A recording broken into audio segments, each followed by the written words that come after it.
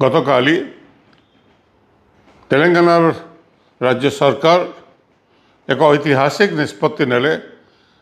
तेलंगाना विधानसभा रे पछुआ वर्ग को पाई 42% रिजर्वेशन चाकरी क्षेत्र में एवं शिक्षा क्षेत्र में एवं राजनीतिक स्तर में विभिन्न अनुष्ठान मानक 42% रिजर्वेशन देले।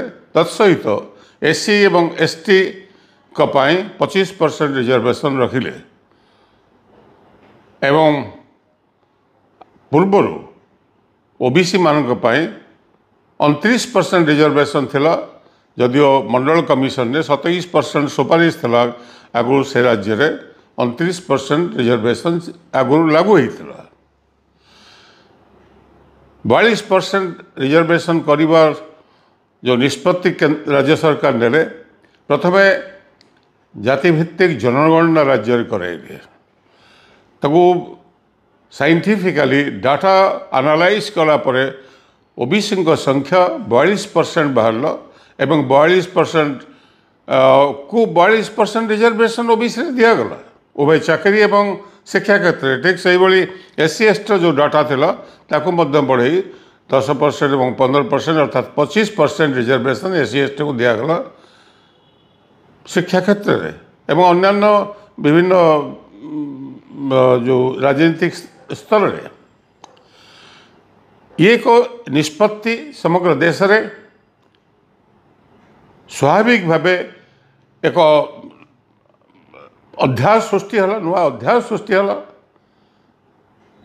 आम राज्य रे ओबीसी संख्या 54 भाग, सेमान पाई रिजर्वेशन अच्छी मात्र 11 भाग। 27 भाग भी हो पारने गत 30 वर्ष धरी आम दाबी करी आसु ताको मात्र 11% केवल चाकरी क्षेत्र में दिखाई। शिक्षा क्षेत्र में आज पर्यंत उच्च शिक्षा 0%। सुन यही वर्गर पिला माने डाक्तर इंजीनियर हो पारे, यही वर्गर पिला माने कौन से सुजोग पाइबे ओडिशा पब्लिक सर्विस कमिशन रे। चाकरी क्षेत्र में नहीं, शिक्षा क्षेत्र में नहीं एवं ठीक से भाई आम राज्य में एससी एसटी पिला मानकर संख्या होची, लोकंकर संख्या होची 40 भाग। से माने पाइबा कथा उभय शिक्षा एवं चाकरी क्षेत्र मिलला बेले उच्च शिक्षा रे मात्र 20% दिखाई। संवैधानिक अधिकार को काटी दिखाई। से संपर्क में बार बार दाबी है कि राज्य सरकार माने अतीत से संपर्क में कौन से निष्पत्ति नहीं ना। राज्य में जातिभित्तिक जनगणना करने बिहार रे हो सारा पर आम ये ओडिशा बार बार दाबी करा जाउची। सामाजिक न्याय पक्षर मुझे बार बार एपरी कौन सी सभा समिति नहीं जो कि दाबी न हो राज्य सरकार माने चुप। जातिभित्तिक जनगणना राज्य हेला नहीं एवं होते 54 भाग जो ओबीसी अच्छी से आहरी बढ़ियो बोली मोर विश्वास। ठीक से भाई एससी एसटी संख्या 40% रे पहुँचला बेले से न्याय पाऊना। कौन पाइबे नहीं? 6% मात्र एससी एसटी ओबीसी ए समुदाय हेले 94 भाग लोक संख्या लोक भी ता भीतर अछंती। किंतु सेपटे मात्र 6 भाग से 10% ईडब्ल्यूएस कोटारे आम राज्य में दिखाई।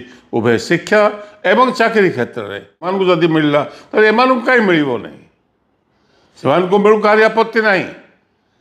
जदि से 100% रु अधिका पाइले ये एमाने 0% केमती पाइबे ओबीसी माने, तार अर्थ कौन? एवं से जदि जातिभित्तिक जनगणना होता संख्या बाहर सांगे सांगे कौ वर्गर कौन आर्थिक स्थिति ता भी स्पष्ट होता। से मु अनुरोध करी ओडिशा विधानसभा को एवं ओडिशा मुख्यमंत्री को राज्य में तुरंत एक बिल आणंतु। अति कम 54 भाग रिजर्वेशन तुरंत ओबीसी वर्ग को दि जाऊ एवं एससी एसटी जो शिक्षा क्षेत्र में मिलना बर्तमान जाए ताकू दि जाऊ एवं घोषणा कर राज्य सरकार तुरंत जातिभित्तिक जनगणना करने। मोर विश्वास दल मतर ऊर्धर रही जपरी तेलंगाना रे सर्वदलीय भाव बिल टी पास करागला विधानसभा से बीजेपी भी अच्छी टीआरएस भी अच्छी अन्य वामपंथी दल मान भी अच्छा एवं कांग्रेस तार नेतृत्व नेला एवं कांग्रेस मुख्यमंत्री या बिल को सर्वसम्मति क्रमे पास कराई बर्तमान प्रधानमंत्री निकट को एक सर्वदलीय डेलीगेशन जाऊँगी कार्यकारी कराइवाई आम राज्य कहीं हम ना आम देश आम राज्य में सबुठ बेसी पिला दादन खटिया को जाऊँच चाकरी खंडे ना जो सरकारी चाकरी बाहर एम कौन सुजोग नहीं संवैधानिक अधिकार देवार असुविधा कौन अच्छे उभय विरोधी पक्ष एवं सरकारी पक्ष ए एकमत है तुरंत यही विधानसभा जो बर्तमान चली करेन्ट असेंबली से असेंबली सेशन रे राज्य सरकार बिल आणतु विरोधी पक्ष बाध्य करातु बिल आने न जदि न हुए ताले आगामी दिन में एक व्यापक जन आंदोलन सरकार ताकू सामना करने प्रस्तुत रहिबे। धन्यवाद।